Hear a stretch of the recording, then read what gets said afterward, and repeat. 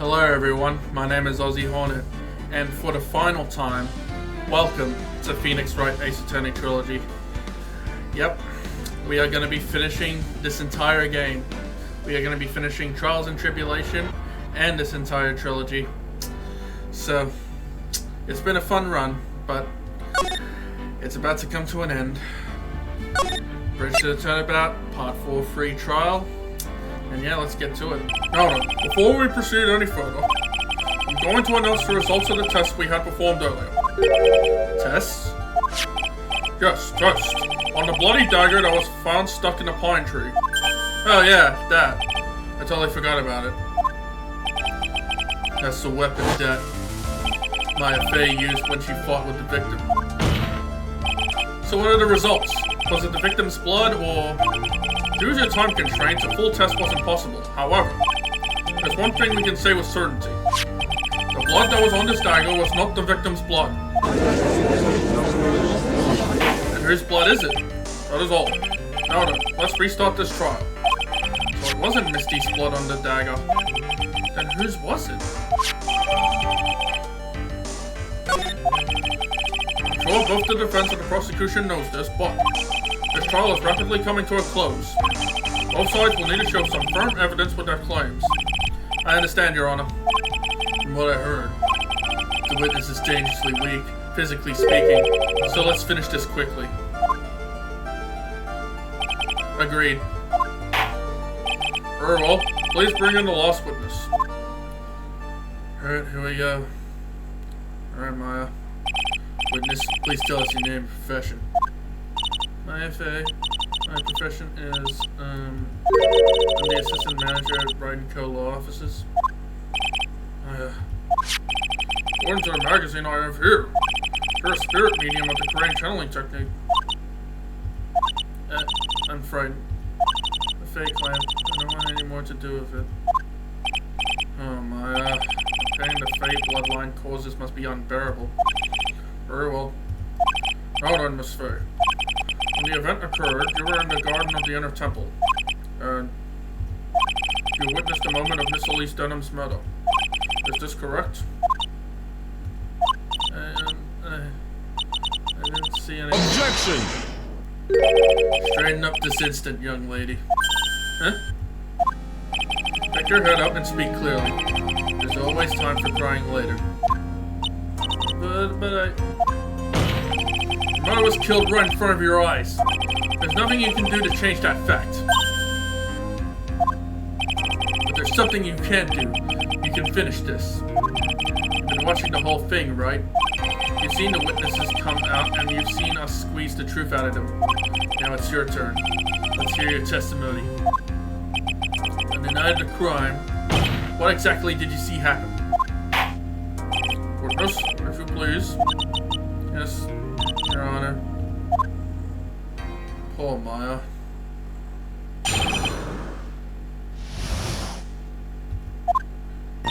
was passing through the garden on the way to a spare prep room when it happened. Suddenly, someone struck me over the head. I stumbled and ended up against a stone landing.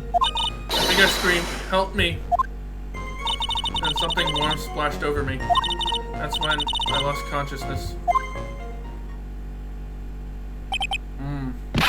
So you were struck on the head? I suppose it must have been this staff. Maya, the person who hit you. It was Dahlia Hawthorne, wasn't it? I'm sorry, Nick.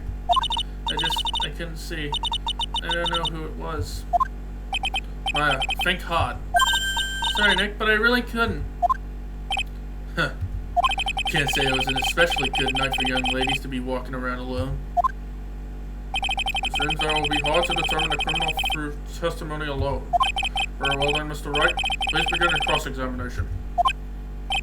Maya, hang in there. Doesn't look well at all. Here we go. Hold it! Who else was on the inner temple side that night? Well, Sister Bikini, of course. But I remember her saying that Iris would be coming later as well. On the day after the incident, Edgeworth met Bikini at Hazakura Temple. That means she couldn't be the criminal. So then, did Iris actually come later, like she said? Well, let me think. She seems confused. It's probably because she's so tired. No, I'm sure I didn't see her. She must have come while I was preparing for the training. Suddenly, someone struck me over the head. Hold it!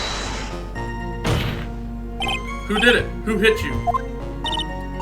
Well, I didn't see who it was. I was hit from behind. You didn't see the person? But after that, your attacker was in front of you. How could you not see who it was? Oh, let me think for a second. I'm sorry, I just can't remember. I was really having a hard time. What should I do? I'm sorry, Maya. Come on, Maya. This isn't making sense. Why didn't you see this person? Well, let me think. It was, oh yeah, that's right. It was dark, that's it. It was dark? It's not good to have too much light around when someone is undergoing spiritual training. Come to think of it, there was earlier testimony to that effect as well. It was dark in the garden on the night of the crime, which is why she didn't see her attacker. I thought maybe she was trying to hide something, but I guess not. Judging by the testimony thus far, the identity of the attacker was most likely the spirit that was channeled by Elise Denham, Dahlia Hawthorne. Very well, please continue with your testimony. What happened after you were struck on the head? I stumbled and ended up against a stone landing. Hold it! What happened afterwards? My attacker was in front of me, blocking off my escape, I think. You think? After getting hit like that, I was in a state of panic. There were only two things rolling around in my mind at the time. Oh no, this is beginning to get interesting. So, what were the two things rolling around in your mind? My name is Maya Fey. 1 + 1 = 2.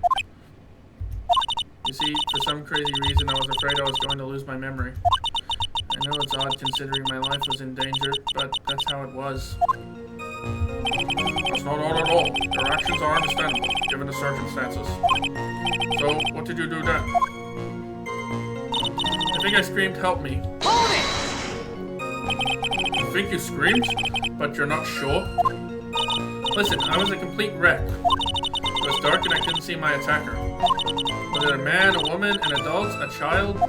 I had no idea. I was scared out of my wits. Believe me, my dear, I'm certain I would have soiled my robes. I thought this person might attack me, so I... Anyway, I'm pretty sure I screamed. I thought that it was my lost hope. Wow, it sounds like poor little Maya really was out of her mind. I wonder what she meant by lost hope. What do? I press F for more details? Lost heart.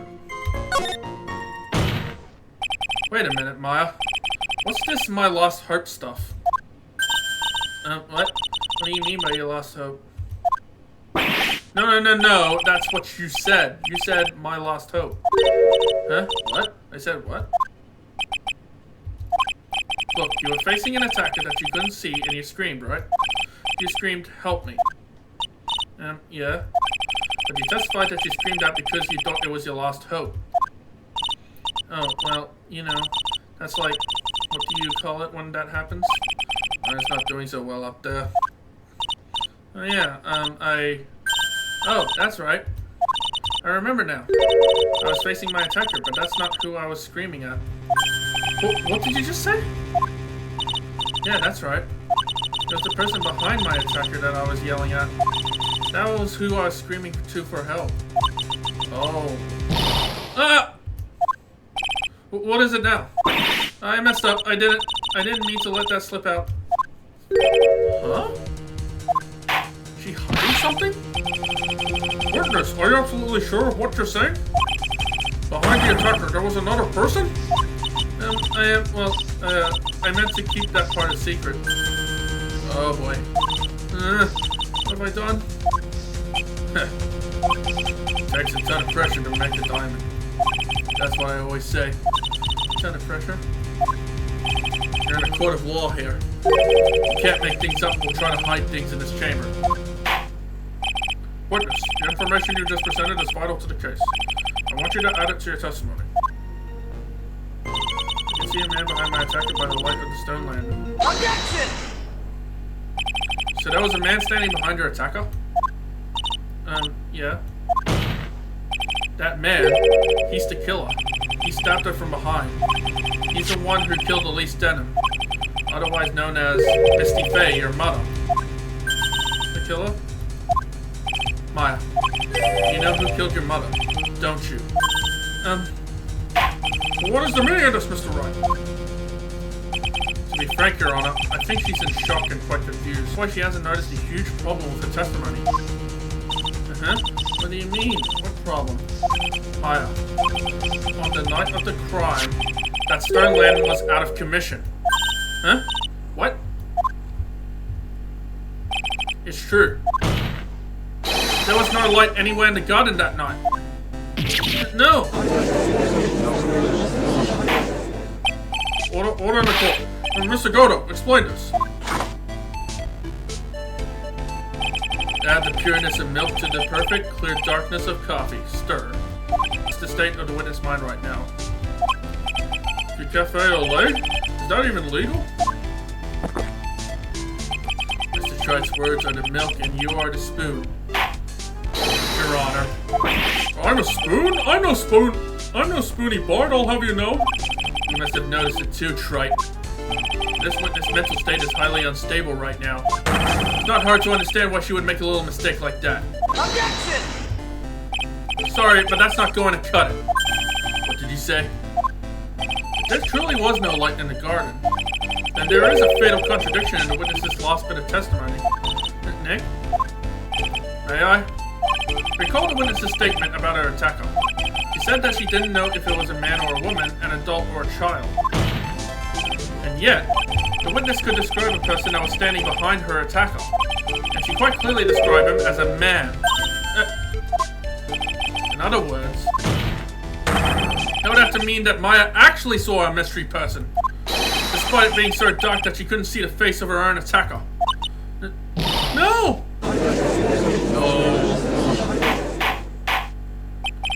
Order. What in the world does this all mean, Mr. Wright? Are you saying Miss Faye saw the real killer under pitch black conditions? Objection! Trite, do you have any idea what you're proposing? How could she have seen in the dark? There was no other light source at the scene. Objection! There are some things that you can only see in the dark, Mr. Godo. Maya, you did see who the killer was in the dark. And now, you're trying to cover for him. Cover? For the man that killed her mother?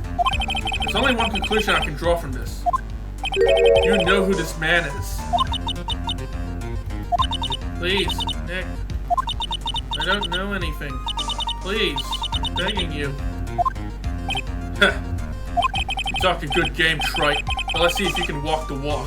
It was pitch black, so what could the witness see? I'm calling your bluff. No, Nick, don't. But please, stop. Maya's dead set on protecting this guy.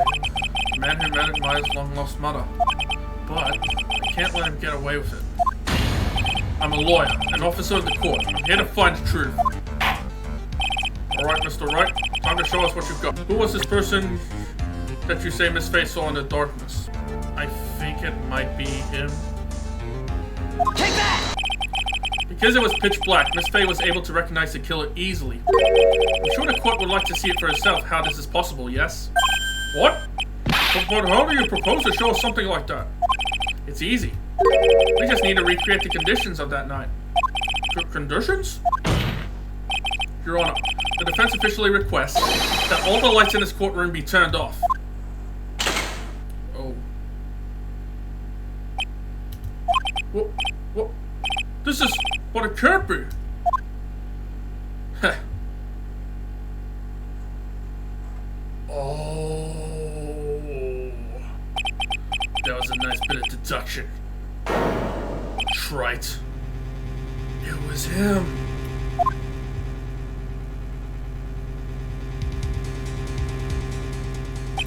Well, everyone, this is the man Maya saw on the night of the murder. Order. Prosecutor Godo, what is the meaning of this? Surely you must be shocked to hear yourself accused of such a thing. Why aren't you denying it?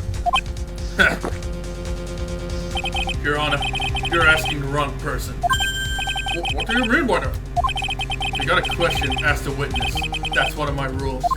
Well, Maya, how about it? What you saw that night? Were the 3 glowing red lights? Well, witness, answer the question. You're wrong. I never saw that. Maya. I thought the person that stabbed my mother was a man. For a totally different reason. What?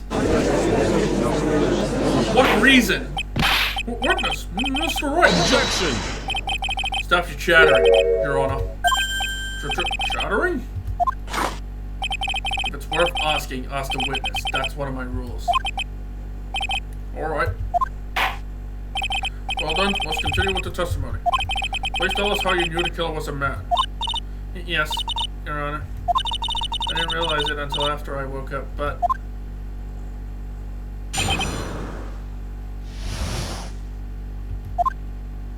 When I came to, I was just lying there on the training hall floor. By the time I got back to the garden, the place had totally changed. The torches were lit, and the body was gone. And all of the snow around the stoneland had been carefully cleaned up too. Since the person did all that work alone, I just assumed it was a man. So it was after the crime took place that the witness came to think the killer was a man. Yes, that's right. I'm sorry, Your Honor. No need to apologize. It's as Mr. Godo said. You're utterly exhausted. It's only natural that you would be a little confused. Also, if you consider the situation you described, it doesn't seem too much of a stretch to assume the culprit was a man. Mr. Wright, proceed with your cross-examination.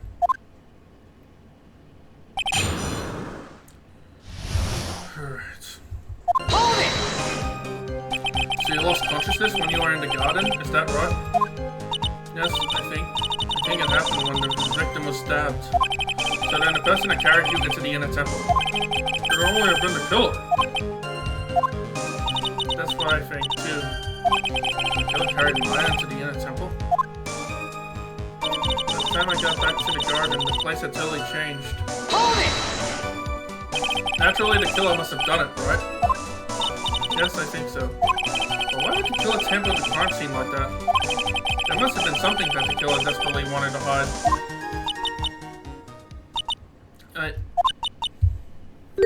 I don't know. Looks like she doesn't have enough confidence. I think I need to gather some more information before I ask her again. The torches were lit and the body was gone. Hold it! The torches were lit?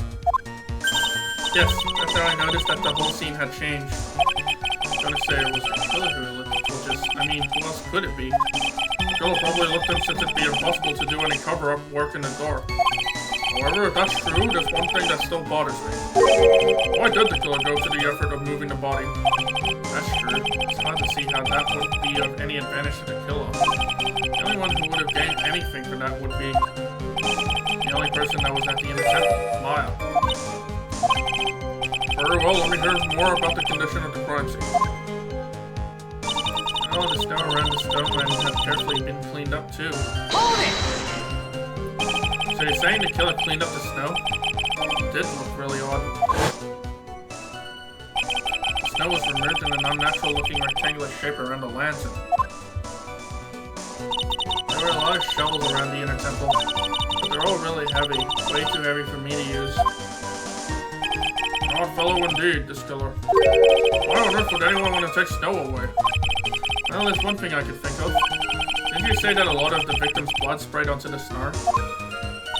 Yeah. The area I collapsed and ended up being splattered.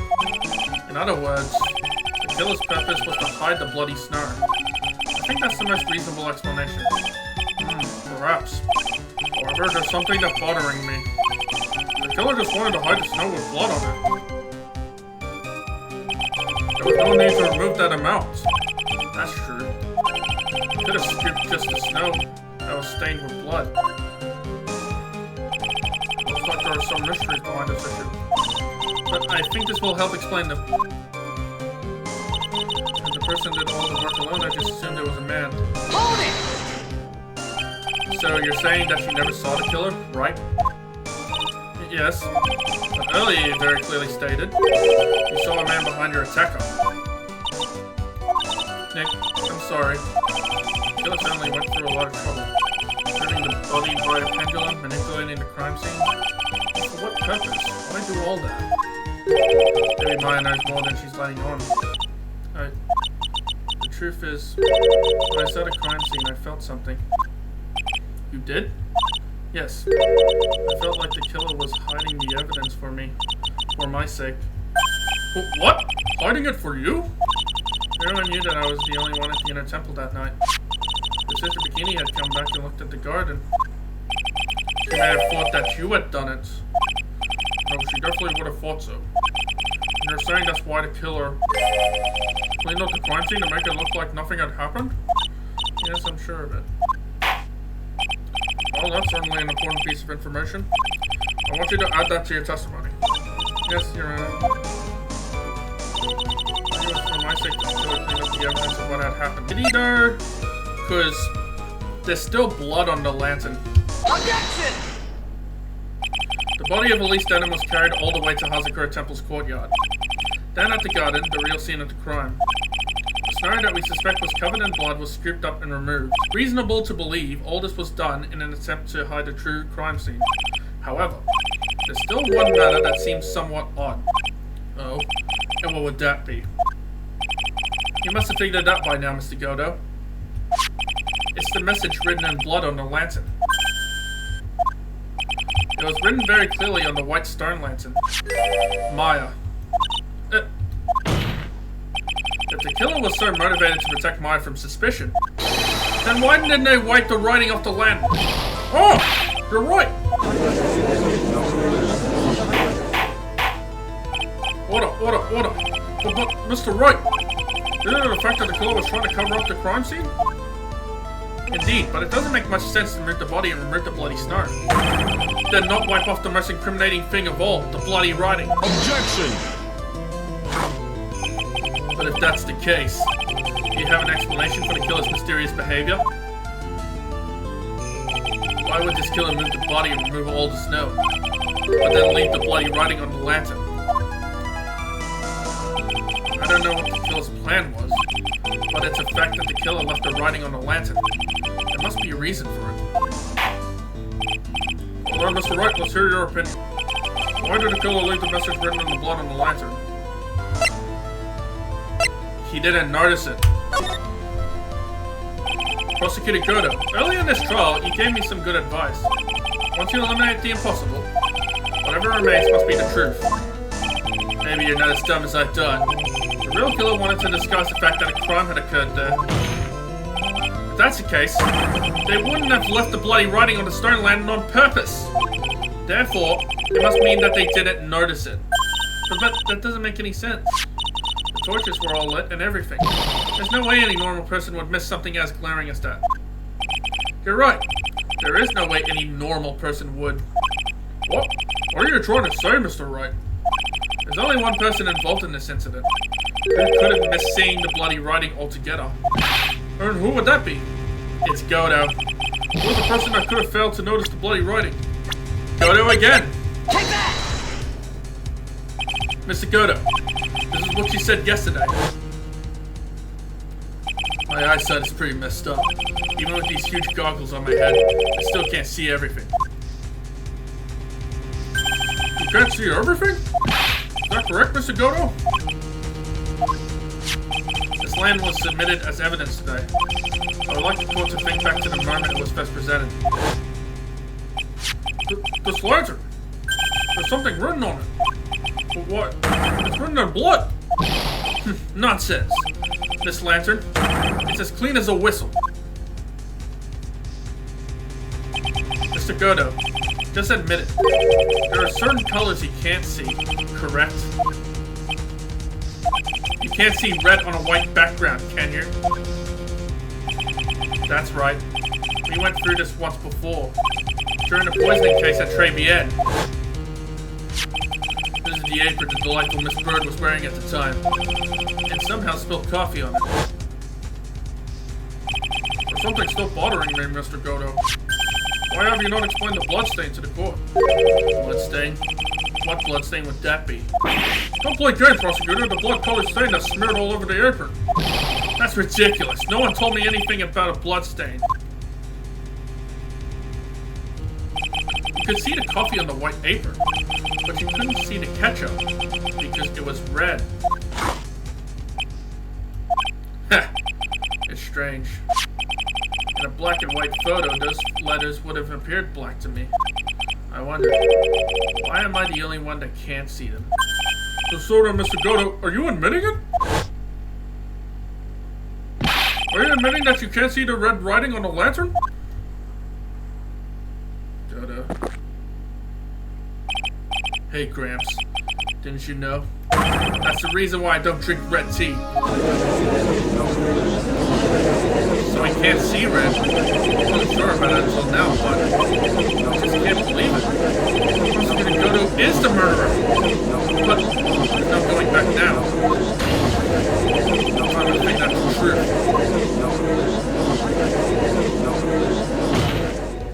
Mr. Godo, the defense at this time formally accused you. You are the murderer of Miss Elise Denham, also known as Miss Misty Fey. Hard to believe this may be true. However, once again, Mr. Wright has brought up a disquieting fact about you. Just make sure you don't fill out the indictment in red ink, Gramps. Come on. How does a little graffiti make me into the killer? Besides, it's not like it's my name that's written there. Objection! I'm certain that the killer wasn't able to see the color red. This is rich. Do go on, Wright. The answer is right there at the crime scene. And the snow. The snow? How so? Well, for example, why did the killer move all that snow? Your Honor, you said it yourself. If you wanted to hide the bloody snow, why not take out just that area? Yes, why didn't he just take that area? Oh! Could it be? Yes, the killer couldn't see the red blood that had seeped into the snow. And so he had to remove all of the snow.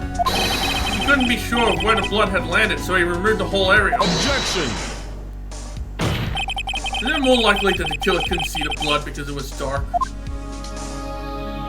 Not a chance. The torches were all lit. He would have been able to see just fine. It seems. Once again, this trial has taken an unexpected turn, to say the least. Can you explain this, Mr. Godo?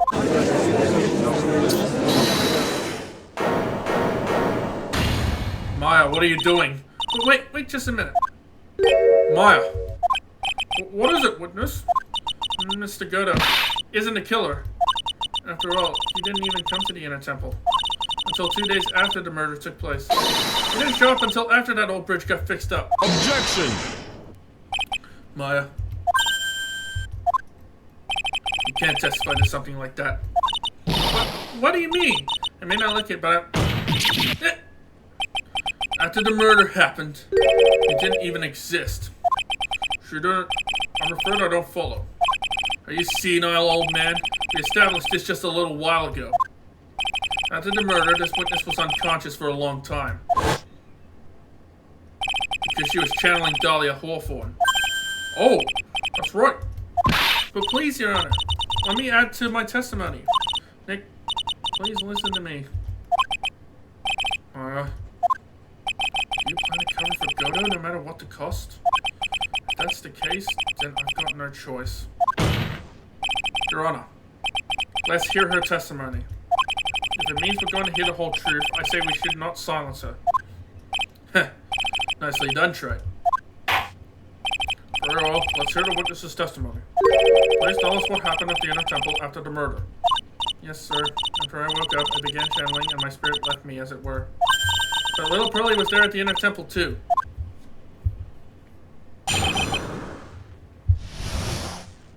Why are you defending Godo, Maya? Pearlie was also stuck on the Inner Temple side that night.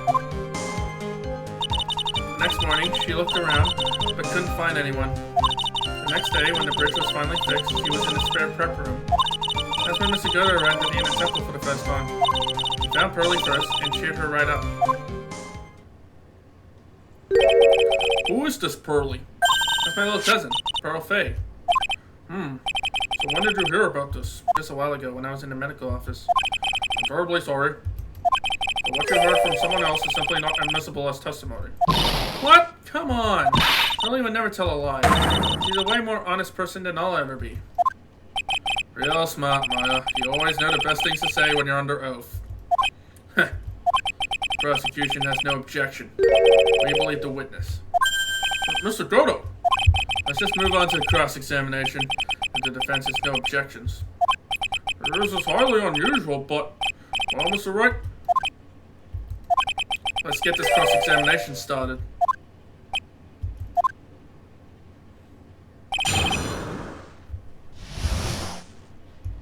Hold it! So where did you think Pearl slept that night? In the spare prep room next to the training hall, I guess. There's a rule that you can't enter the training hall during the naturalized training. But even so, why did she go to the inner temple in the first place? It seemed that Pearl became very worried about Maya. He knew that the spiritual training I was about to undergo was very intense. Pearl was supposed to channel Dahlia Hawthorne, but she couldn't do it. That's why she headed to the inner temple. However, Dahlia Hawthorne was already there, possessing the body of Elise Denham. The next morning, she looked around but couldn't find anyone. Hold it! She says she entire inner temple side, end to end. Well, you see, Lily gets pretty scared when she's alone, and there weren't that many places to look. She says that she even went back and forth several times. The inner temple side has two structures, the training hall and a spare prep room. There's also a storage shack, I think. That's about it. There's a storage shack too? Ellis was looking for other people, right? Would she have really examined the storage shack all that carefully? Well, if it was me, that would be the first place I would investigate. So that means it's possible that someone may have been hiding in a storage shack. The next day when the bridge was finally fixed, she was in the spare prep room. Hold it! Ellis didn't hear the sound of them working on the bridge. What do you mean? I was just wondering why she would stay in the prep room. If it was me, I'd at least go out and wait at the foot of the bridge. Oh, well, Pearly said she was sleeping at the time. She said she was so scared during the night that she couldn't sleep well and woke up a bunch of times. Poor little girl. All alone like that. Well, we know that she had at least one friend in the sacred cabin. Dahlia Hawthorne was busy battling with the trick lock. She couldn't let anyone see her. Couldn't have shown herself to Pearl. What happened after the bridge was finally fixed? That's when Mr. Godo arrived at the inner temple for the first time. Hold it! So it was your first time on the inner temple side, Mr. Godo? That's funny. Am I imagining things, or did the defense ask me a question? Mr. Wright, please save your questions for the witness. What you heard from someone else is simply not admissible as testimony. Those are your words, Your Honor. Touché, Mr. Wright. I guess you beat me at my own game. Oh well. What do you have to say, Mr. Godo? Nice and even hot coffee. That's what I always say. If I hadn't have been for this case, I never would have visited there. A freezing cold temple in the mountains? I think I'll pass. I had never visited Hazakura Temple? Only in the temple? Huh? You want something to say, Trite? In any case, I have to find a crack in Godo's armor. While I cross-examine Maya, that is. Very well, please go on with your testimony. Fixing the bridge, the policeman came over to the inner temple side, right? Yes, and Mr. Godo. He found Pearly first and cheered her right up. Hold it! He cheered her up? That's what Pearly said. She said he was a very nice older gentleman. Thank you for looking after my cousin, Mr. Godo. Sure, I was thinking you were nothing more than a coffee addict. Cut it out, you're making me blush. This guy is really beginning to get on my nerves in more ways than one. The truth is, there aren't that many places to look on the inner temple side. The policemen were all busy going over the garden with fine-tooth combs. So I decided to carry out an investigation in my own way, Godo style. The same word? I like to hand down verdicts in my own way, judge style. Maybe I should ask some questions, Phoenix style. said that you conducted an investigation of your own. Did you find anything? It looks like my investigation went about as well as yours tried. After all, I did miss the bloody writing on the landmark. Well, I didn't miss it, so speak for yourself, Goggles. The only odd thing I discovered was the beauty in the training hall. Beauty? Misty Faye, naturally. Clad in her stunning Japanese garb, surrounded by the hue and aroma of Western tastes. Western tastes? Could he find a stranger way to describe gravy? But from there, you headed for the prep room? Wait a sec, what did Godo just say now? I think I just found his proverbial weak spot. There's only one thing of any importance here. Where was Godo when the murder was taking place? He must have already been at the inner temple when it happened. Otherwise, he couldn't have killed Elise Denham. Objection! Mr. Godo, the first time you crossed Dusty Bridge and went into the inner temple was long before the murder took place. Why do you say that? Because he just made one fatal slip-up. The hanging scroll in the training hall. Hanging scroll? But Mr. Godo is right. That scroll shows a picture of my mother. I know you know who it is, but here's something you didn't know. By the time the bridge had been repaired 2 days after the murder, the hanging scroll in the training hall looked like this. What's that wonderfully delicious smell?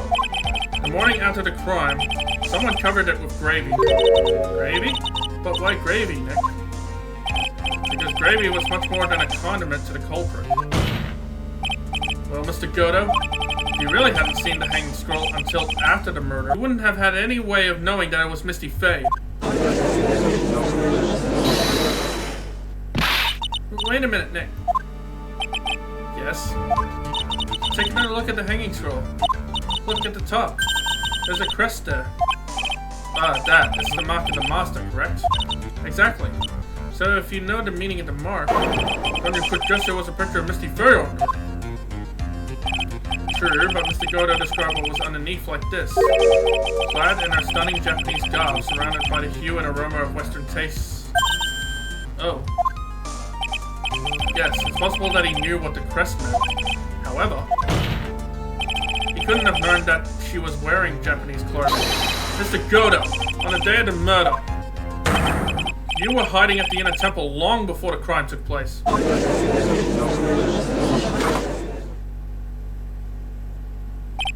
Can I ask you just one little thing, Wright?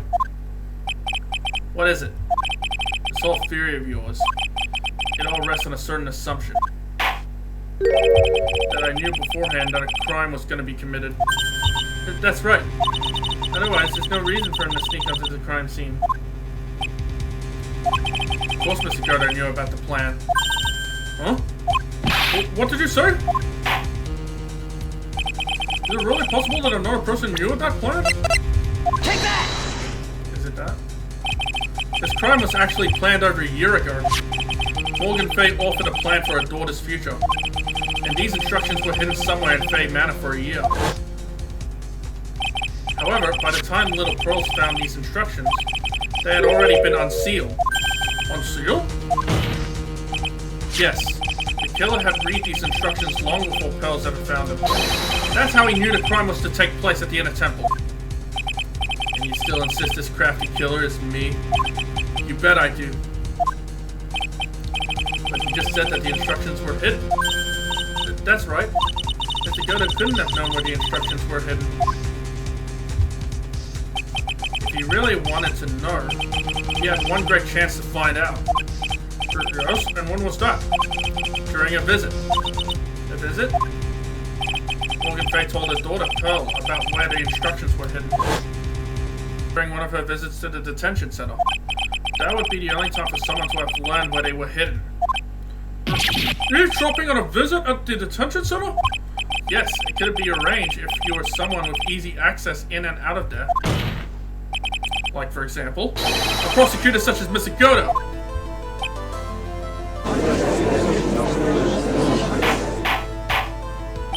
Order, order, order. Mr. Godo, you're under fire again. This murder could not have been carried out without prior knowledge. And you were the only one that could have acquired this information before the murder.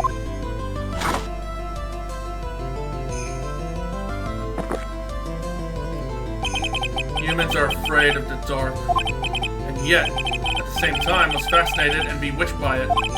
Maybe that's why humans drink the darkness that is coffee.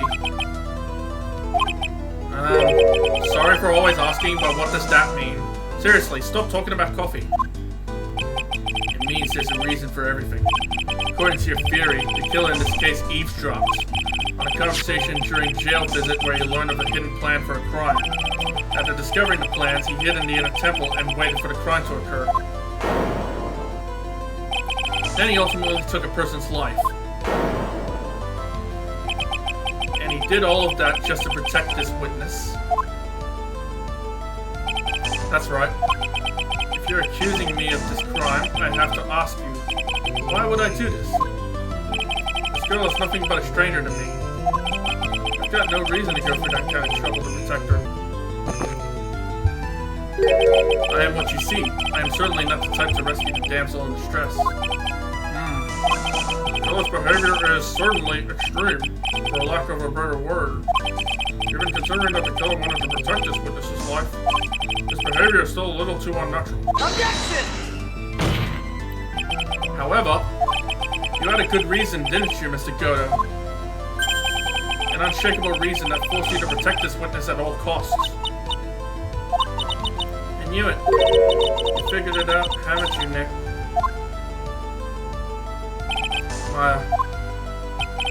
guess you were doing your best to cover for Goto. For the same reason, huh?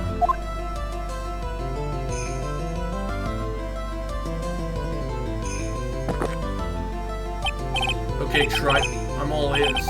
Let's hear it. It's very simple.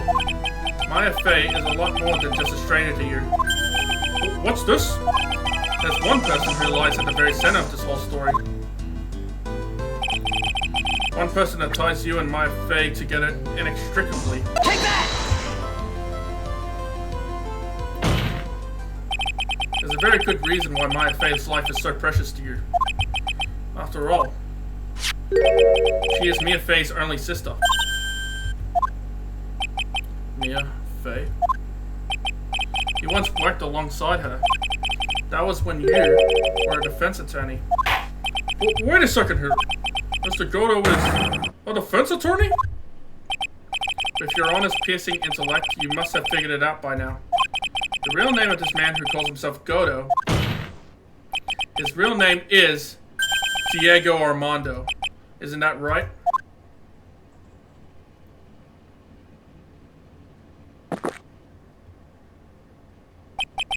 The last time someone called me by that name was over 6 years ago.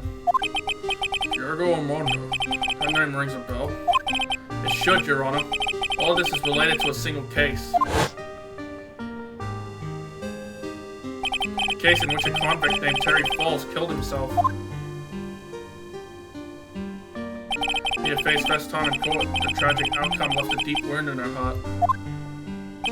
She knew that behind it all was a heartless, scheming demoness in disguise.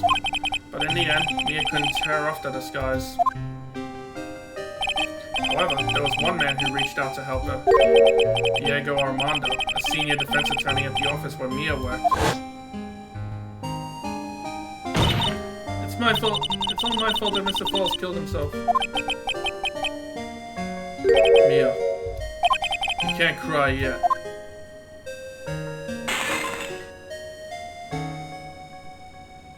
The only time a lawyer can cry is when it's all over.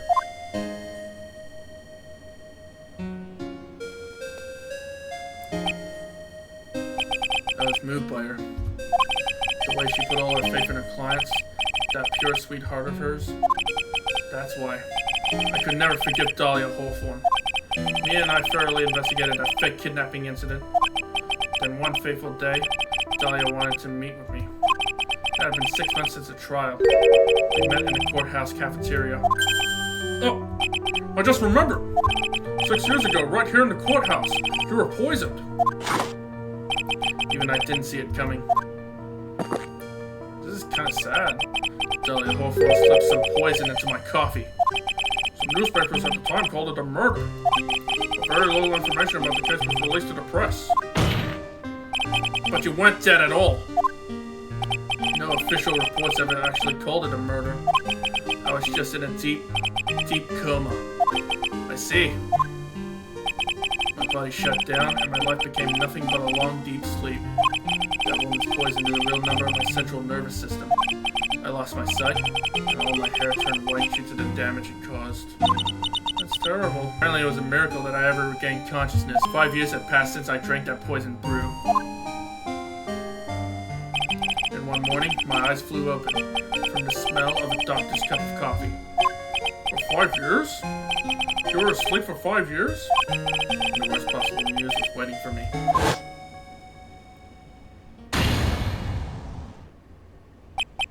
Mia Fey was dead. From the very moment I opened my eyes, I'd already lost everything I thought I had. The woman I loved had been murdered, and the woman I loathed had been sentenced to death. The woman you loathed? That's Dahlia. The woman who had spiked my scalding hot coffee. Dahlia Hawthorne.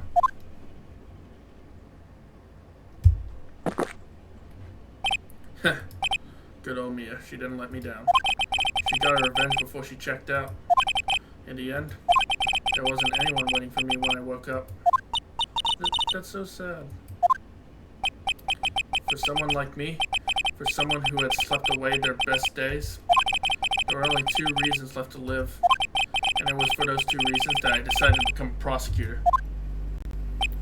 If I may ask, what were your 2 reasons to live? The first was you, Wright. Huh? Me? If I hadn't drank that stupid poison, Mia Fey never would have died, much less the way she did.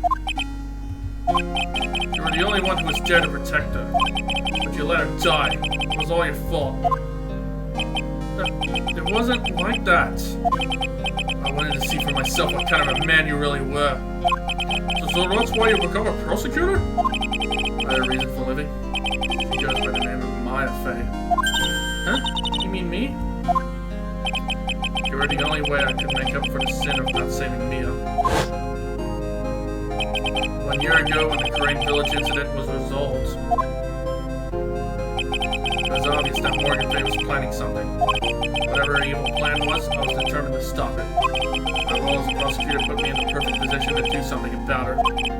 That's how you overheard Pearl's visit with Morgan at the detention center. I knew that the time was drawing near. Since I knew the plan, I thought I could foil it. My goal was to outwit the plan. I thought if I could do that, I could keep that girl from being caught up in it. That makes sense. If Pearls had known that the actual purpose of the plan was to kill Maya, she never would have helped out. Finally, the day of the plan was drawing near. I contacted both of my accomplices. Accomplices? Iris of Hazakura Temple and Misty Fey. I especially needed the help of Iris. She was to take the fall in my backup plan in case we couldn't control Pearl Fey. But, how did you contact my mother? She had been missing for almost 20 years. Officially, yes. What? What do you mean, officially? You've heard about it, haven't you? About the strong ties between the main family and the government. Now that you mention it, Bikini did say something to that effect. He said that the Master Crane had great authority. Even without her official position, Misty Fey still wielded great influence. The police have been keeping an eye on her movements all this time. That's how I was able to contact her. Again, due to my position as a prosecutor. So my mother was cooperating with you? Wow. Don't ever forget. No matter how far away from you she was, she never stopped thinking about you. She was always... Yep. That's why I knew she would do anything to protect you. Wow. If you want to know how strong her resolve to protect you was, look at her staff. Her staff? The one with the sword in it? The day the plan was to be carried out and arrived soon enough. They met for the first time at Hazakura Temple. That's when your mother showed me her special staff. I realized it then, just how far she was willing to go. She was ready to use that sword to protect you from Morgan Fey, if necessary. Yes, even if it meant paying the ultimate price. Murder. Down. That night of the crime, there was just one way to stop Morgan's evil plan. You mean pearls? Don't you? You had to make sure she didn't channel Dahlia Hawthorne. Well, Pearl, what are you going to do tonight? Well, if you'd like, you can come to my room. Perhaps we can read some books together. I thought we could prevent her from playing her part in Morgan's plan, but she never showed up. She was worried and followed me to the inner temple. That was the thing we were most afraid of, and that's why Mrs. Faye has to do the channeling herself. She channeled Dahlia Hawthorne into her own body. What? What do you mean? If she channeled the spirit first, then Pearls wouldn't be able to do it herself. As Master Karain, Misty Faye's power was supreme, so that's how it went down. She channeled Dahlia Hawthorne so that Pearl Faye wouldn't be able to.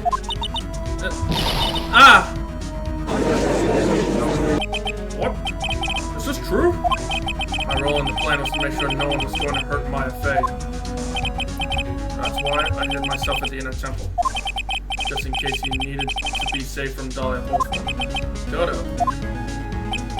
Anyway, that's all I'm gonna admit to. Trite. Huh? There's no doubt about it. You're a great defense attorney. But you're going to have to do the rest yourself.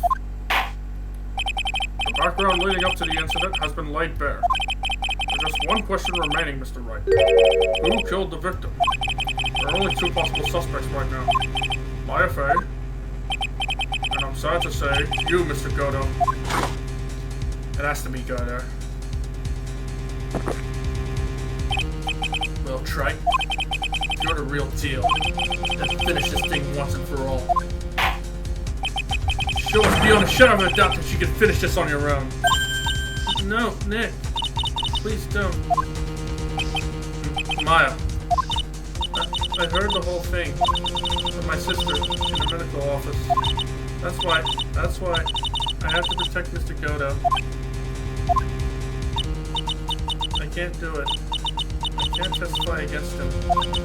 After all, he's the man who put his life on the line to protect Mia. And me too. Maya, I know that. Nick. But even so, it doesn't absolve him of his crime. Exactly. Please, Maya, testify. Miss Wright, your testimony, please. This is the final testimony. Don't bother trying to hide anything, because I'll know. I want to hear the truth from your own lips. I understand. I'm sure you're right. I'm ready now, Nick. Alright, young lady. Tell us about the moments before you lost consciousness. What exactly happened at the time of the murder? Just before it happened, I think I saw some red lights, 3 of them. I thought I'd ask for help, but just then I was splattered with blood. She wasn't dead though, and she struck back at the enemy behind her. Suddenly, the red lights went out and the whole area was dark. Just at that moment, there was a horrible scream. Right after that, Dahlia collapsed and I lost consciousness. These red lights? I thought you said you don't remember seeing them. I'm sorry. I thought I saw them. But then they disappeared all of a sudden.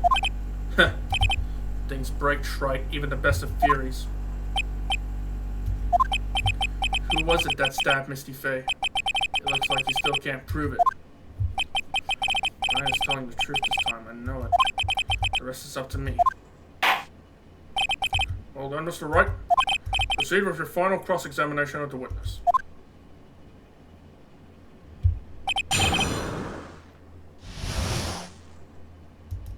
Hold it! Lights shining in the dark? I don't think you can make a mistake about that. Yeah, you're right. I think I saw them, but I can't say for certain.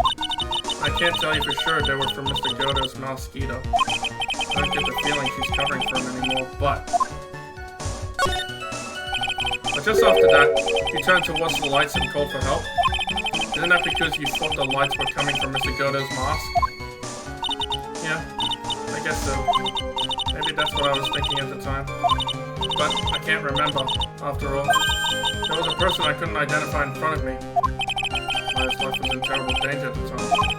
There's no way she can remember the details of the scene perfectly.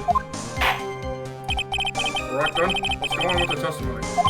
What did you do when you saw the red lights? I thought I'd ask for help, but just then I was splattered with blood. Hold it! That blood. Was it Dahlia Hawthorne's blood? I think so, probably. Just at that moment. I heard a soft scream that seemed to be close by. It was a woman's voice. So that was when the killer stabbed the victim from behind with a murder weapon. Is that right? Yeah. I was in the middle of a really dangerous situation. Anyway, the victim was stabbed by the murder weapon. What happened after that? She wasn't dead though. She struck back at the enemy behind her. Hold it! Struck back? How do you know that? Well, you're right. I didn't see it exactly, but I could tell by the sound of their breathing and movement, and also the smell of blood. You have witnessed more horror than any young lady should ever have to in one life. So then, what did you do at that point? They couldn't move.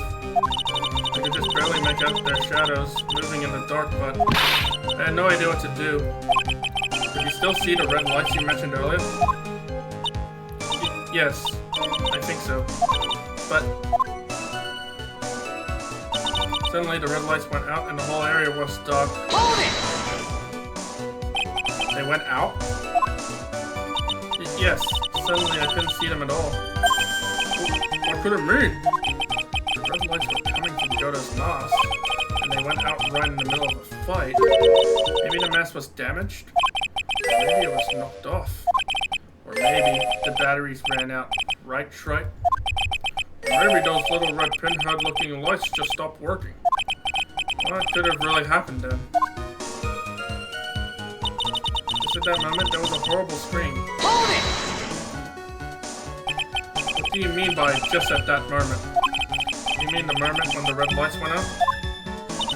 Yes, that's right. The scream that you heard then, was it Dahlia Hawthorne? I don't think so.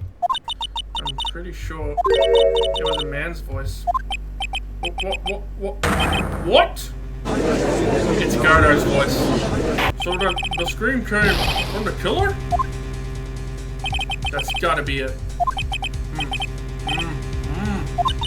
I think Dahlia Hawthorne must have taken the blade and attacked the killer with it. And then the killer left out a scream of pain, huh? After that, the killer stole the blade back and delivered the final blow, I guess. Well, Mr. Wright, seems to make sense to me. Sounds like a reasonable deduction, but I still kind of wonder. I'm sorry to say this, but that interpretation would create an enormous contradiction. That makes sense. After all, my deductions are almost certainly never correct.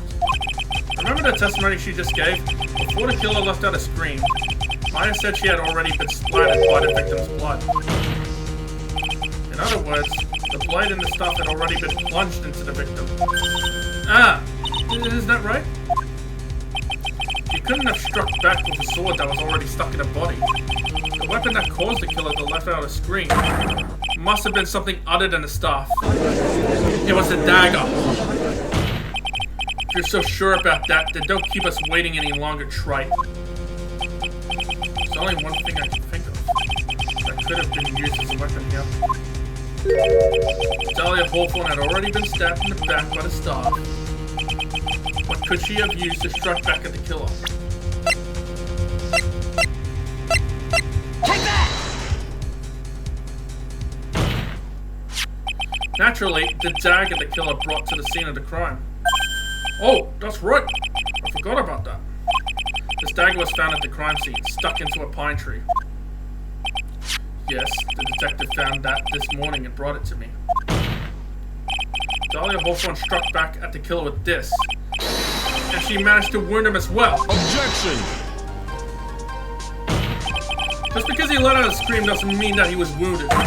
For all we know, the blood of the dagger could have been from the victim. No, it's not. Have you forgotten that the blood had already been tested?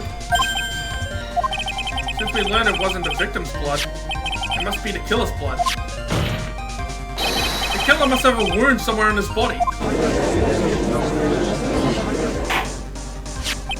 So you're saying the blood on this dagger belongs to the killer? Exactly. DNA analysis of the blood would prove it beyond a shadow of a doubt. And yes, Mr. Goto, it would prove that it's your blood. Nice theory, Wright.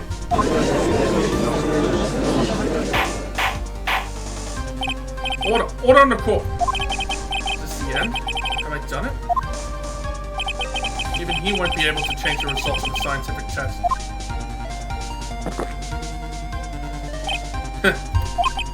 Let me ask you something, Wright. Let's just say that it turned out that I was the killer.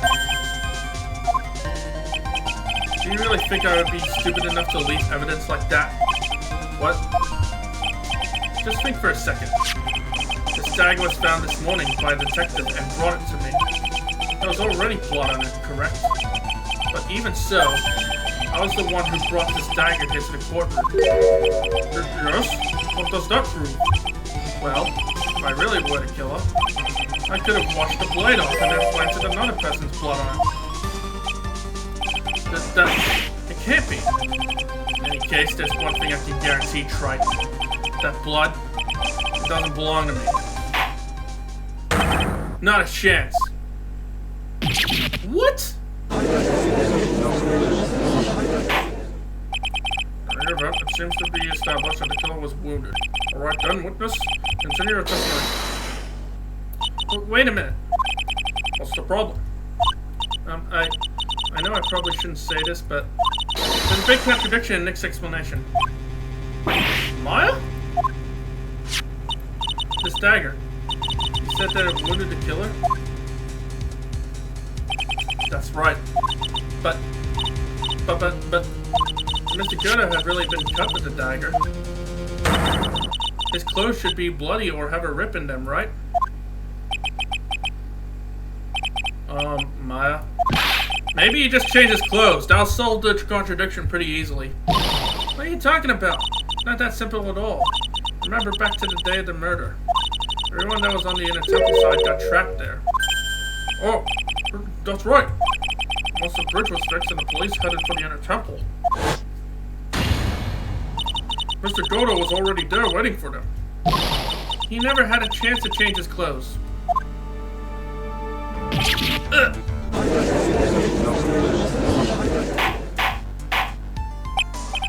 Order on the court. But the witness says it's well, maybe he brought a change of clothes with him. But no one could have predicted the lightning strike that shut down the bridge. Why would anyone have brought a change of clothes? Did the judge take smart pills during the last recess? Well then, maybe the killer took off his clothes before he committed the murder. That way he couldn't get any blood on them. Objection! Okay, now you're just sounding desperate, Phoenix. That's impossible, Troy. You know how cold it gets up there late at night. After a few minutes with no clothes on, you'd be frozen solid. Ah!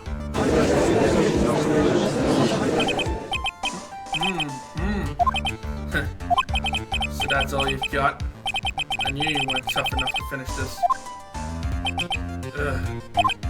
Right now, if Mia Fey were here, she would have closed the book on this case already. If Mia Fey were here? So come on, Wright. Can you do it or not? How about it, Mr. Wright? You've accused Mr. Goto of being the killer. But can you prove it? Have you got even one piece of evidence? The question isn't whether I can prove it or not. The fact is, I have to prove it. That's the only choice I have. I was taught that it was one of the rules of being a lawyer.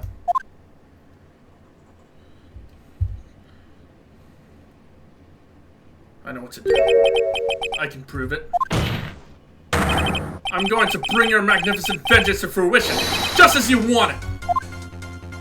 Ha! That's good. A fighter till the bitter end, Wright.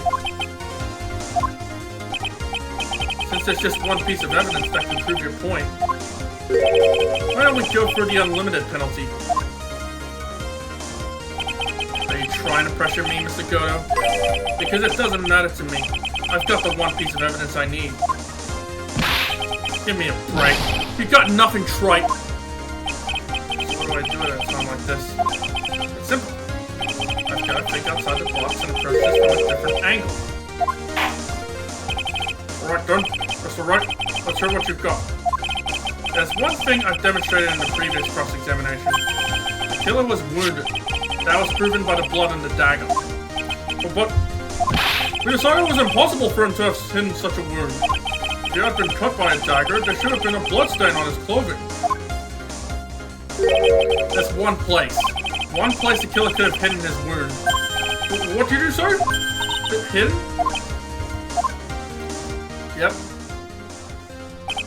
This is it. My last stand. I need to think about this from a different angle. I don't need to think about why there were no bloodstains on his clothing. I need to show how he hit the wound. It's the end of the line. The final stop, Trite. Let's hear what you got. Where's this location where you say the killer hit his wound? Take that! It's in your mask, buddy. I don't know what you're talking about. And frankly, I don't need to know. What I do know is that you'll never be half the lawyer she was. Isn't that right, Wright? What was that just now? Mia? It can't be. You're living on through him? Even as we speak, you're still hiding the wound. Oh, epic! That is epic! It's beneath your mask! During the fight, the red lights given off by the killer suddenly disappeared. Seconds later, the killer let out a scream. That's right, your mask went flying off your face. Mr. Goto, would you mind removing your mask? If you have a dagger wound under there somewhere, then I'd say this whole case is solved. Come on, buddy, remove that mask. Oh! Ah!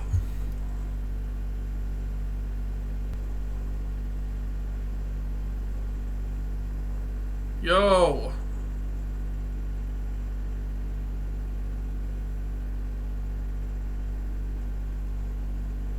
He's okay now.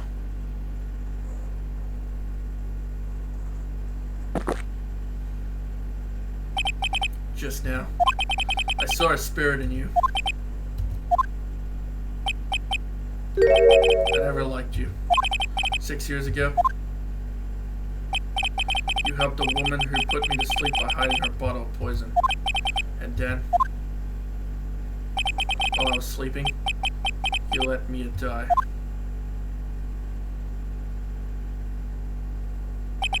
But you didn't care. You just kept living your pathetic, happy-go-lucky life. You even had the nerve to follow in her footsteps as a lawyer.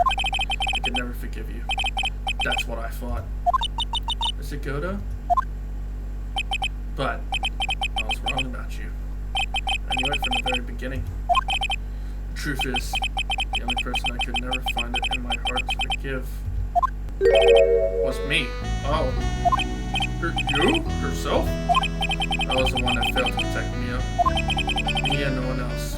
I tried to avert my eyes from the truth to escape from the harshness of reality. I just couldn't face Mia's death head on, so I ran. I hid behind a mask. I threw away my true name. I couldn't even deal with being a defense attorney anymore, so I quit. But he saved Maya. Yeah, that was my plan. Up until just now, anyway. What do you mean? Are you listening, Maya? If I had really wanted to save you, and there's one person there I should have gone and talked to right away. Who would that be? Are you talking about Nick? but I didn't do it. I tried to get the help of Iris and your mother, but I closed my eyes to the most important man involved. Do you know why? The real reason? What is it? No, why? I suppose I wasn't really interested in saving you at all. What? I think I was just trying to salvage what's left of my own broken soul. I was trying to make up for the fact that I couldn't save Mia, nothing more. That's why I let you walk right into a situation that I knew was dangerous. Forgive me. You're wrong! You put your life on the line to save Maya. Was it really for Maya's sake? Even I'm not really sure. What do you mean by that? That night, in the darkness of the garden, when I saw her silhouette. Ooh. Part of me must have known the truth. The truth that it wasn't really Dahlia Hawthorne standing there in front of me. Could have been Misty Faye, or even that little girl. But I still picked up the blade. It was like I was dreaming. I'm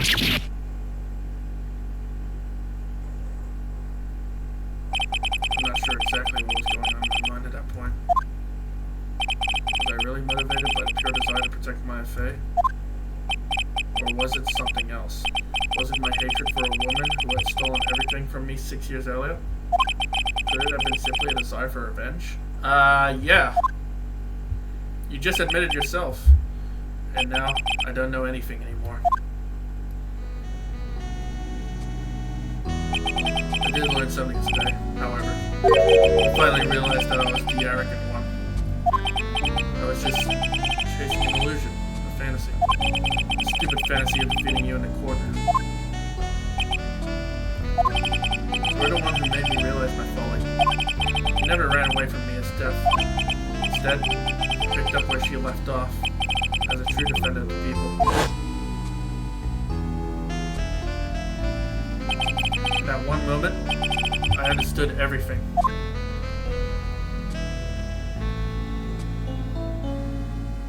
Mr. Godo.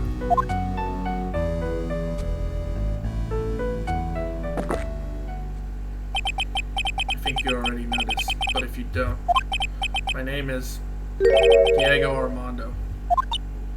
Mr. Armando, I believe in you. I know you were trying to save me. Oh! Thanks. Your wound! It's bleeding. Did you forget already? In my world, the color red doesn't exist. These must be my tears. Tears? Ever since I woke up from my coma. I think I've been waiting for this very moment. Mr. Armando. Oh, damn. Do well to remember this, Maya. The only time a lawyer can cry is when it's all over.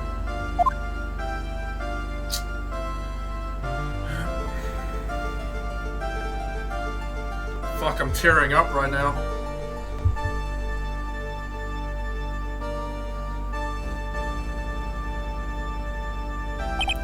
This time, it really is all over, isn't it?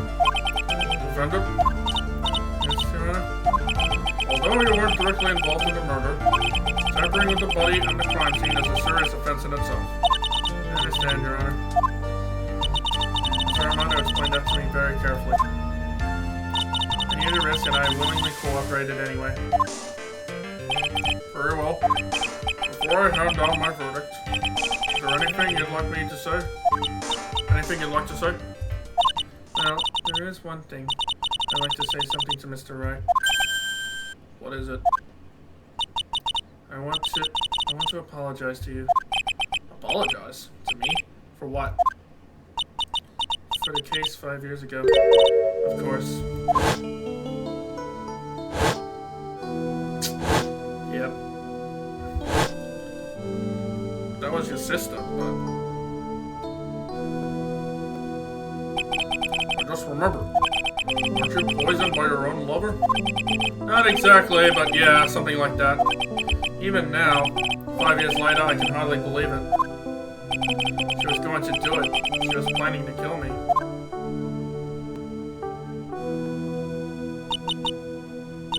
It's not all that surprising. The two of you hardly knew each other.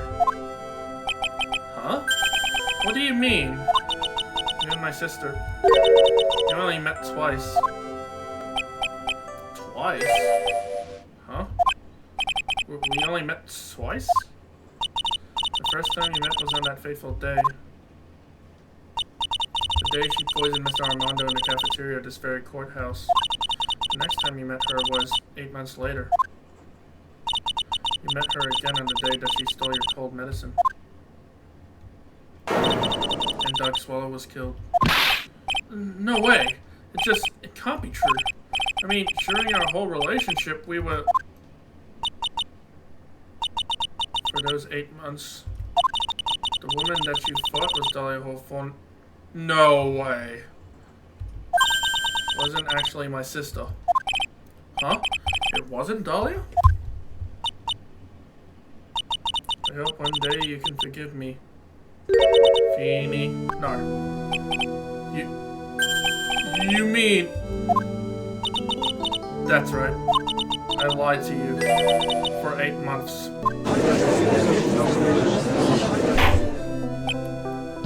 But why? Why would you do such a thing? Ever since she gave you the bottle that day, my sister was trying to get it back as soon as she possibly could.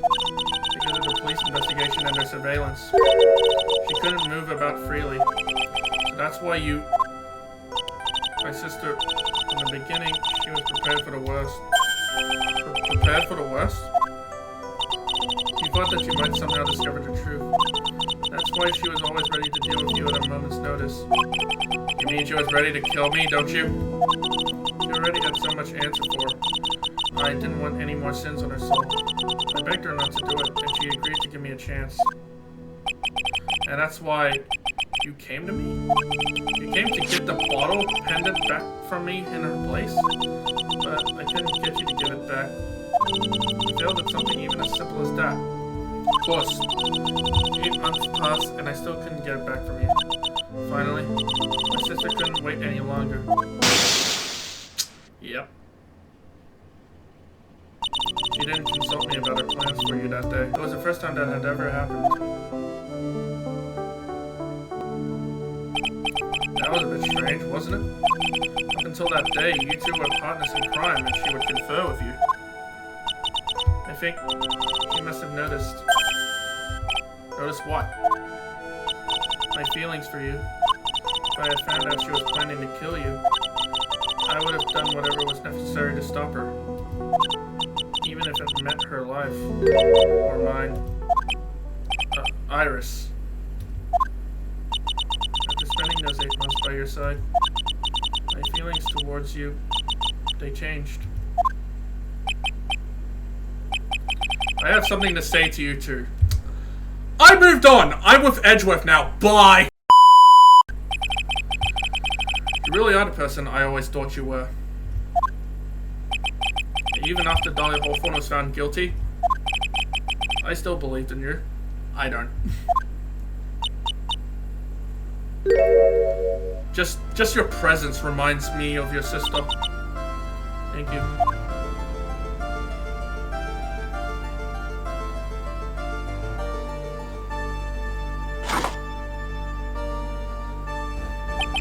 How many cups of darkness have I drank over the years? Even I don't know. I'll tell you though. Right now, this one here is the greatest cup I think I ever had.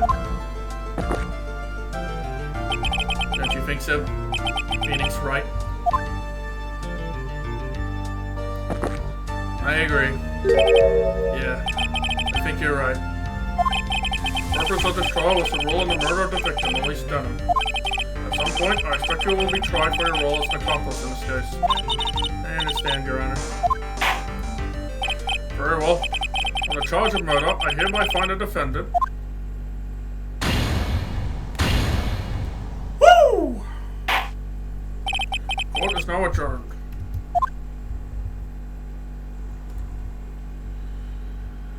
She's still charged with other stuff, but at least we got a not guilty verdict for murder. Woo! Mia, I'm proud of you, Phoenix. Your defense was truly brilliant. Though I couldn't save Mr. Armando. The man who cared so deeply for you. You're wrong, Phoenix. You did save Diego. You saved him in the only way possible. You mean, with that verdict? I think one day you'll understand too. Phoenix, I want you to remember one thing. You're as good out there today as any defense attorney could ever hope to be. There's nothing more you can learn from me.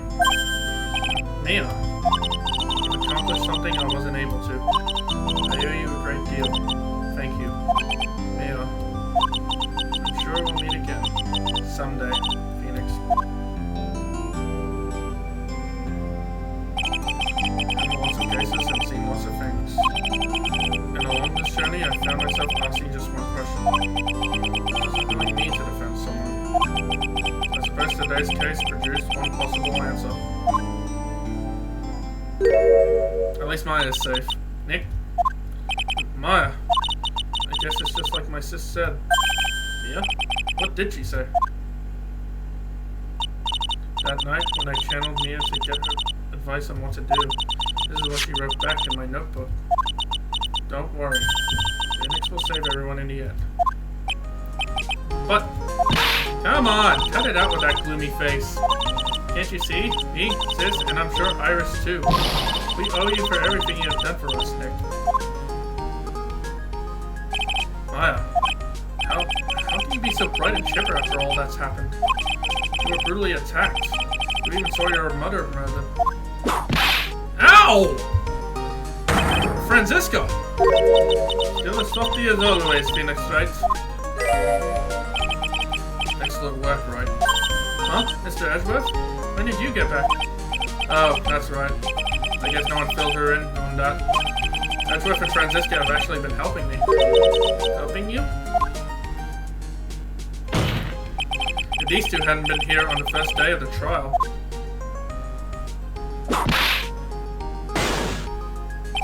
The defense wouldn't have gone anywhere. Oh. But where were you, Nick? Then he fell into a river and caught a nasty cold, which forced him to sleep all day. As he laid in bed shivering from his fever with Iris' foot pulled over his head.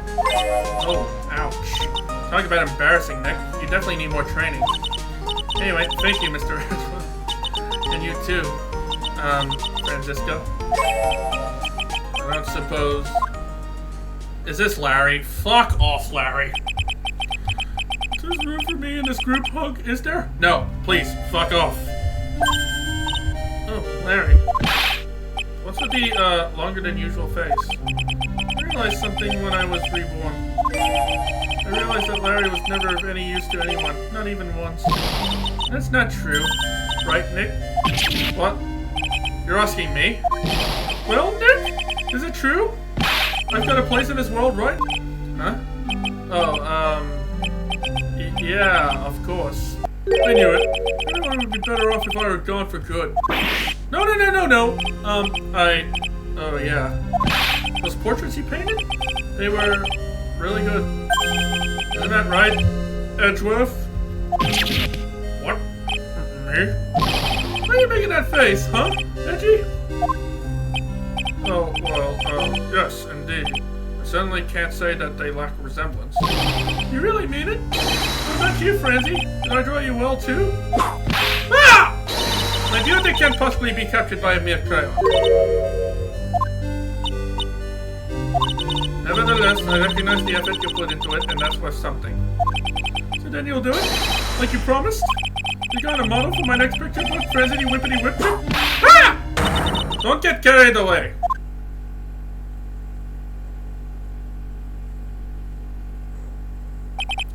Well, how about that? I guess painting portraits is the only thing I'm good at. Painting a Pearl was pretty darn good, too, if you ask me. Huh? Now that you mention it, I haven't seen her around. Bells? Where could she have gone? Normally, she would have made a beeline for miles. Oh, I'll go look for her. Be right back. Hey, Pearly! Right. You seem to be uncharacteristically puzzled. I suspect you are wondering how Maya can be so cheerful despite all that has happened. Yeah. To be honest, I can't understand it either.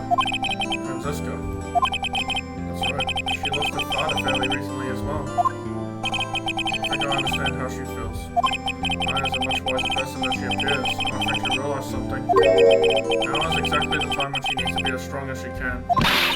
What do you mean by now is exactly the time? Maya wasn't the only one that was badly wounded by this incident.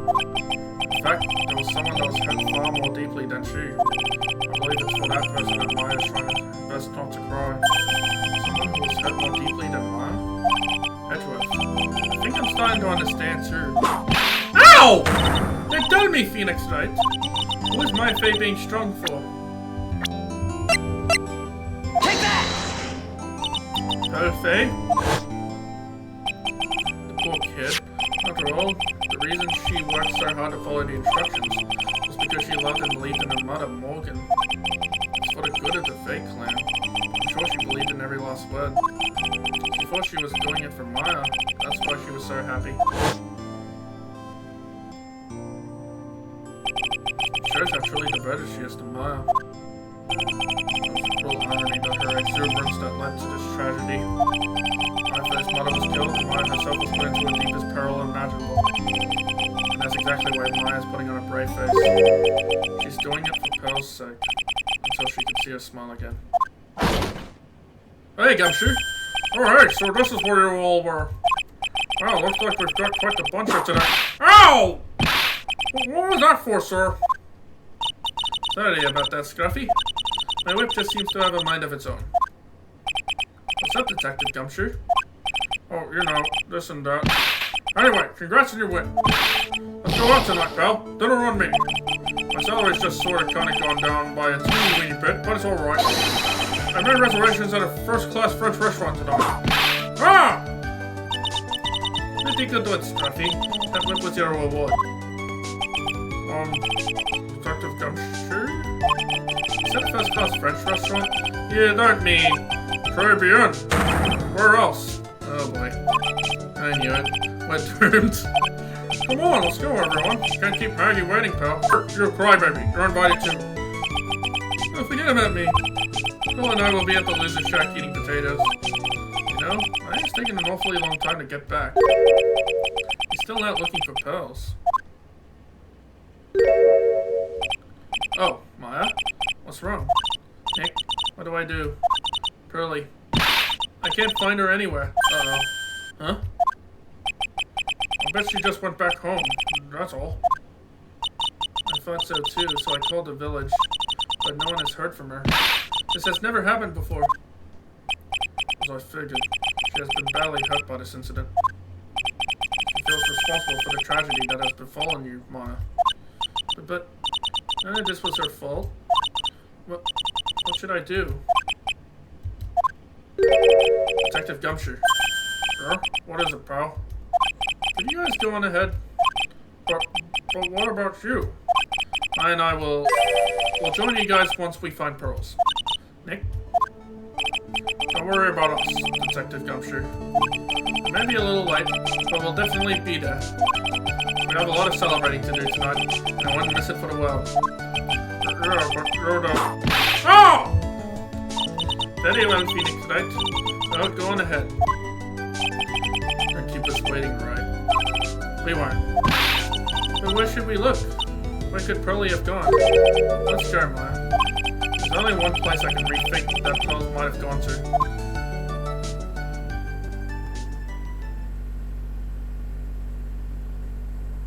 The temple. Kazakura Temple. For pearls, I bet this is a very important place. After all, it's where this whole incident started. What's this? You're all back so soon? Hey, Bikini. Sister Bikini. I know we'd be eating mashed potatoes alone tonight. So she's here? Pearly is here? She's in the training hall. Why don't you hurry along and go see her? Okay.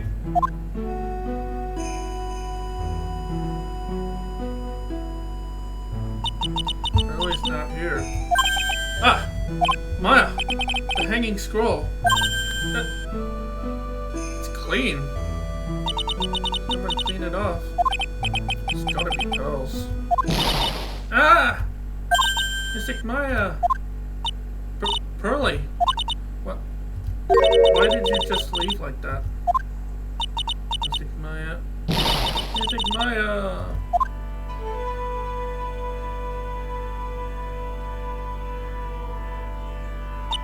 I swore that I would never trouble the two of you ever again. Because it's all my fault that Mystic Maya's mother. That's why you came here. It's the least I could do. Pray for your happiness. You don't have to do that, Pearly. It wasn't your fault. You didn't do anything wrong. Of course I'm sad that my mother is gone. But how do I say this? I'm still happy. You don't have to lie just to make me feel better. Oh, really? It's true. The only reason I'm still here at all is thanks to everyone who was there for me. My sis, my mother, Mr. Armando, Nick, and you. If even one of you weren't there, I'm sure I wouldn't still be alive right now. That's why I have to be strong. For all the people that were there for me when I needed them. That's all I can really do. Mystic Maya. I'm impressed. You truly are the daughter of Mystic Misty. Mr. Bikini. No matter. Mystic Misty was a strong woman indeed. I want to tell you what she said to me that night. After dishonoring the name of Wright, I don't have the right to face my daughter. But still, Maya's always in my thoughts. It's true. She'll always be with me until the day I die. I'm actually tearing up. The spirit was with her. That's why your mother was so strong. Even at the end, I'm sure she had no regrets. She'll always be with me until the day I die, huh? There's a rule of something all masters ought to follow, isn't there? Never take the charm off until the day you die. That's the master's talisman. The thing that Misty kept by her heart and would never take off. It wasn't the container that was important. Rather, it was the contents. That's a photo. Mother. It's only natural for living creatures to fight to protect their own lives. But what makes us human is that we fight for others. But who do you fight for? How hard must you fight? That's a true measure of what human life is worth. The defense attorneys are warriors who are constantly challenged by that question.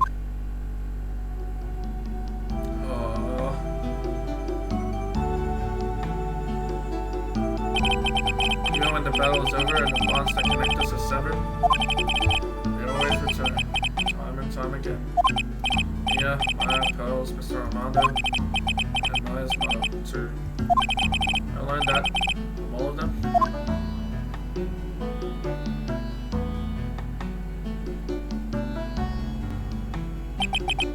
Well, shall we get going? Everyone is waiting. Yeah. This is a day to remember. A day when a lot of things were finally put to rest. I think we should celebrate what we've overcome today. But I still can't. Oh, come on, sweetie. You can come back for training anytime. Okay. Alright. I'm gonna make a brand new start too. Mr. Bikini, I'll be back for more training. I promise. I know, and I won't go easy on you just because you're the future master.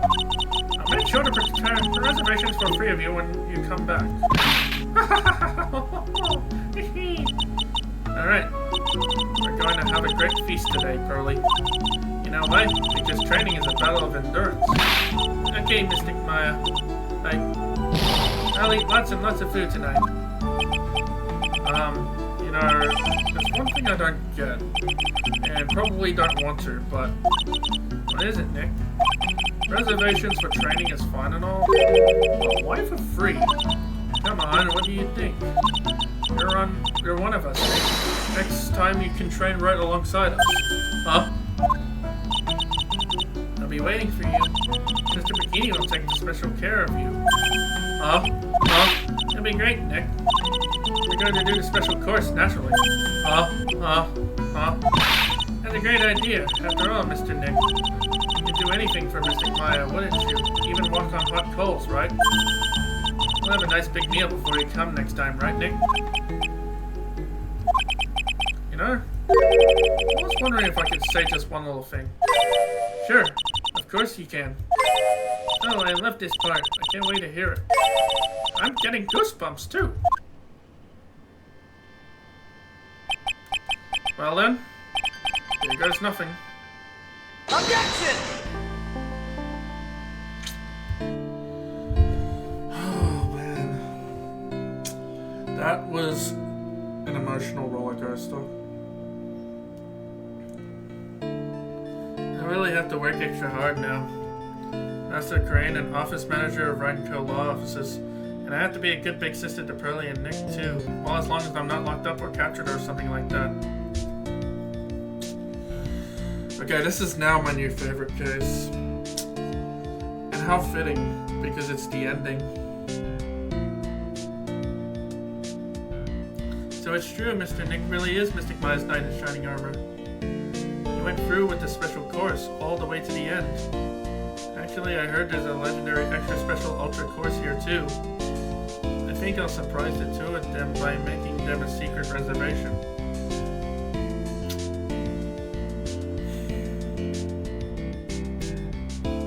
Wow. This is probably my favorite of the 3 games. Oh, Gumshoe has his old coat. Now you bought me a brand new coat as a present, pal. I feel 10 years younger. I'll never take it off. But somehow you just don't seem the same. I guess a dirty, shabby old overcoat is just more like detective. Don't worry about it. In the name of love, a man will soil himself silly.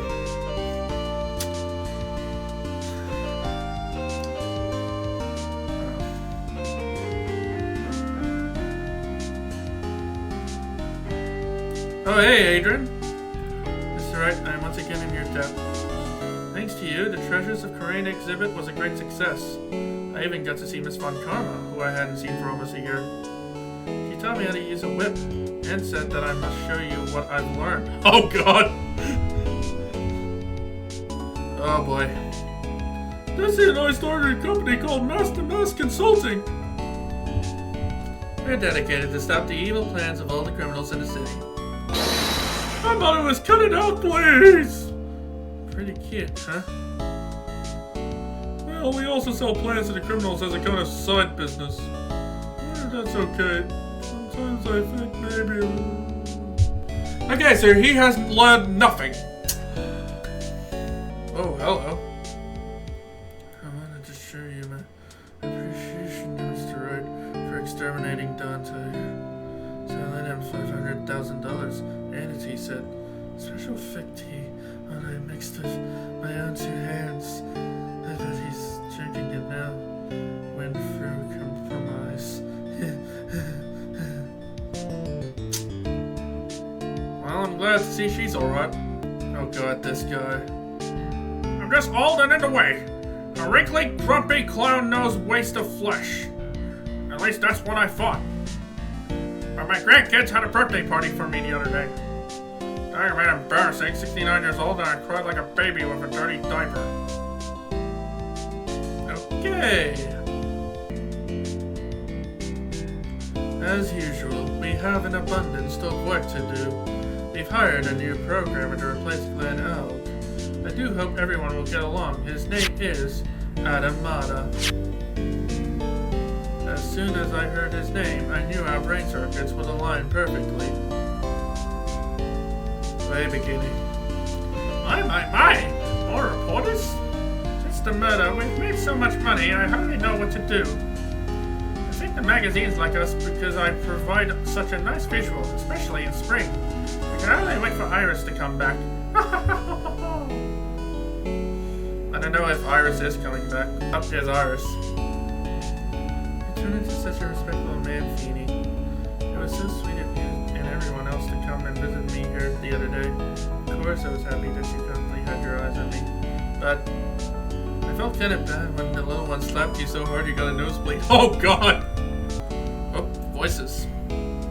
Objection! Phoenix.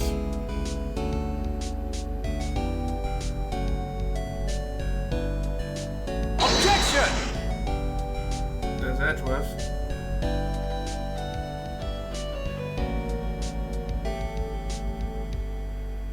Objection! Objection!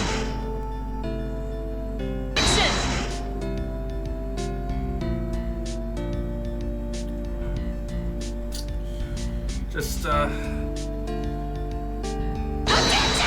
Oh, and we even got Pain as well. I'm sorry for not speaking, I'm just... That was just emotional. Hello? Oh no! She's back! What's this? I'm back from a long and tiring vacation and no one's here to greet me! I guess while I was gone, my little whippersnapper buddy quit and now I've got no one. And what kind of lonely, crazy security room is this supposed to be anyway? What's with all the flashing lights and switches? I feel like some sort of space alien. And now what am I going to do with all these macadamia nuts I brought back for everyone? I'm running around to everybody, but I really can't just say please. I'm afraid of something just as painful to this fragile heart. Oh, well, I have a fun gentleman. Oh boy. I thought we'd seen the last of her, but here she is, making a cameo in this game. Alright, Larry. I finally found something to do. Crazy whippity whip trip is gonna turn the art world on its head. Should have realized it sooner. Self-centered, lazy, antisocial. I'm an artist. A really good portrait artist. I'm gonna lose after all. Well, good for you, Larry.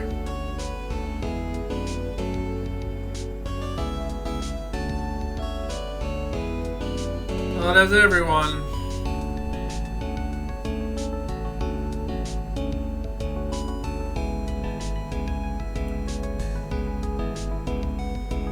Wow.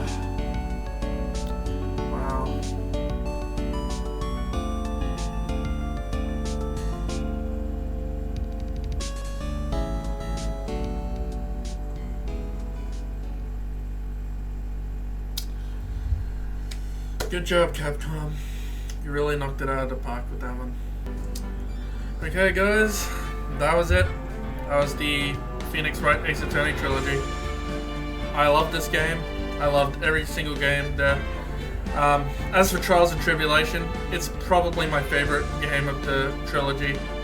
It had all the best things about the first game and all the best things in Justice for All, and they mixed it together. And it was pretty much a perfect finale, almost. That final case, it was really great. In fact, all the cases in Trials and Tribulations was pretty good. The first case was probably my favorite tutorial case. Then you had the Lost Turnabout, which, sorry, not the Lost Turnabout, the Stolen Turnabout, which is probably my favorite filler case, if you would call it. Then you had, I wasn't really a fan of Turnabout Beginnings, to be honest, but I can understand its significance, its importance to the story, because it leads up to the final case, and of course, the final case being the best case of them all. The one case I didn't really like was Recipe for Turnabout, but it was fun, I guess. It was fine for what it was. But yeah, that's my thought of the game overall. As for the trilogy itself, it's a great collection of games. If you like visual novels, if you love Law and Order, I say you should pick this game up with whatever you have, PC, PlayStation, Xbox, Switch. You should go out there and buy it. It's really great. So anyways, guys, we're done. We're done with this series. Thank you all so much for this entire journey of me playing this game. It's been really fun, and I always look forward to making these type of videos. But yeah, I probably won't play the other Ace Attorney games because my PC, as of now, is very limited to the amount of games I can play. So there's only a handful of games I can play, and you know, sometimes it lags, and I do apologize for that. But I will be making videos. I don't know what game I'll be playing next, so I'll let you know. Also, let me know. Let me know what type of games you want me to play next. So yeah. Until then, if you guys like this video, be sure to give it a like and subscribe to see more videos like this in the future. Until then, take care and goodbye. It's been a fun run.